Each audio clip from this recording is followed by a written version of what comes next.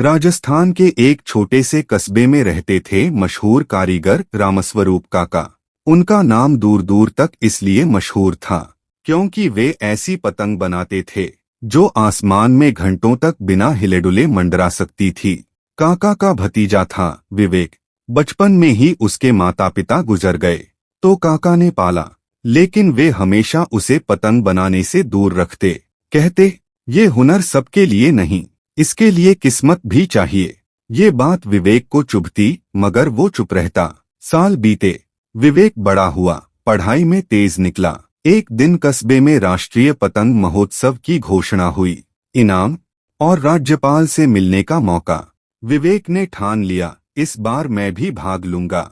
प्रतियोगिता के दिन मैदान में भीड़ उमड़ी। सबसे पहले उसने अपने काका को देखा, नई शानदार पतंग के साथ। काका मुस्कुराए, बेटा पतंग उड़ाना खेल नहीं, कला है, मेहनत मांगती है। दोपहर 12 बजे मुकाबला शुरू हुआ। काका की पतंग हवा में बिल्कुल स्थिर, विवेक की हिल रही थी, लेकिन पकड़ मजबूत थी।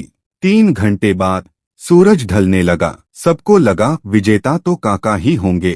तभी विवेक ने डोर ढीली छोड़ी, पतंग नीचे आई, फिर ऊपर उठी और काका की डोर काट दी। भीड़ सन्न रह गई। घोषणा हुई, विजेता है विवेक। काका बोले, तूने कैसे कर लिया? ये पतंग सबसे मजबूत थी। विवेक मुस्कुराया, हुनर आपका था, कॉमन सेंस मेरा। ऊंचाई पर हवा तेज थी, डोर की गांठें ढीली थीं। मैंने बस हवा का रुख बदला और झटका दिया, बाकी हवा ने कर दिया।